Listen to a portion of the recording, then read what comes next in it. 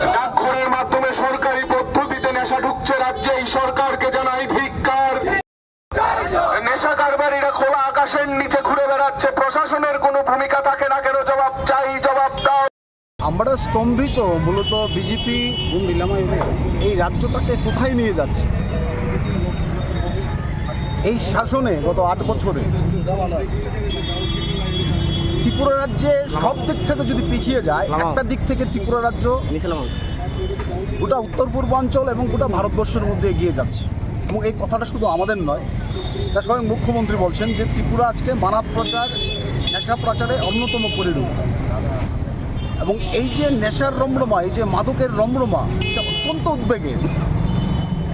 আমরা গত কয়েক মাস আগে লক্ষ্য করলাম এই রাজ্যে রেলের ওয়াগন ভর্তি করে নেশা আসে। পুলিশ উদ্ধার করলো রেল থেকে বিপুল পরিমাণ নেশা সামগ্রী। এবং একইভাবে আমরা গত 1 সপ্তাহ আগে যেটা লক্ষ্য করলাম যে ডাকঘরের মধ্যে বিপুল পরিমাণ নেশা সামগ্রী ধরা পড়লো। কোথেকে আসলো? বিজেপি শাসিত গুজরাট থেকে আসে। এবং মানুষ যখন গোটা রাজ্যে উদ্বেগের সাথে এই বিষয়গুলি প্রত্যক্ষ করছে, ঠিক 1 সপ্তাহের ব্যবধানে গতকালকে একইভাবে একই কায়দায় পুলিশ বিপুল পরিমাণ নেশা সামগ্রী উদ্ধার করলো ডাকঘর।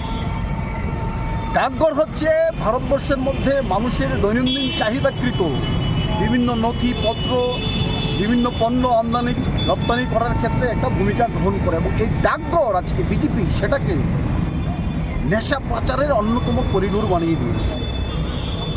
তো এই লজ্জা, এই ঘৃণা আমরা রাখবো কোথায়? বিজেপির কাছে আমাদের প্রশ্ন যে আপনারা এই রাজ্যের যারা যুব প্রজন্ম আছে, নবপ্রজন্ম আছে, তাদের ভবিষ্যৎকে আপনারা কোন দিকে নিয়ে যাচ্ছেন? আমরা লক্ষ্য করি মুখ্যমন্ত্রী বারবার যখনই সুযোগ পান সাংবাদিকদের সামনে, আপনাদের সামনে বলার চেষ্টা করেন যে সরকার এই নেশার বিরুদ্ধে 0 টলারেন্স নিয়ে কাজ করছে।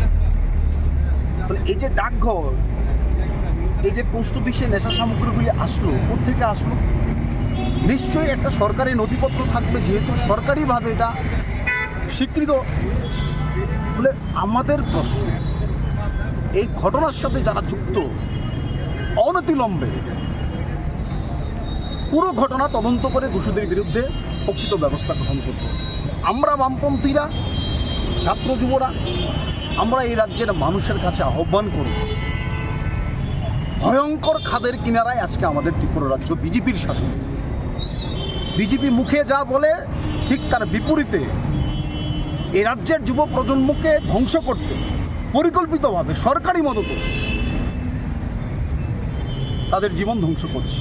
মানে মানুষের কাছে আমাদের আহ্বান, দলমত নির্বিশেষে, কোনো ঝান্ডা না, কোনো রং না, কে সিপিআইএম, কে বিজেপি, কে কংগ্রেস, আমরা সেটা বলতে চাইছি না। দলমত নির্বিশেষে এই ঘটনার বিরুদ্ধে প্রতিবাদে সোচ্চার হন।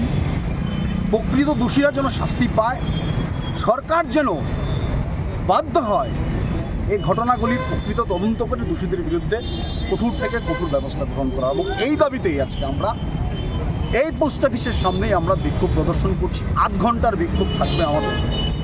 আমি আপনাদের অনুরোধ করব আমাদের এই কর্মসূচির বার্তা গোটা রাজ্যের মানুষের কাছে ছড়িয়ে দেওয়ার জন্য। ফলে একজন দেশপ্রেমিক নাগরিক হিসেবে আমাদের মতন আপনাদেরও দায়িত্ব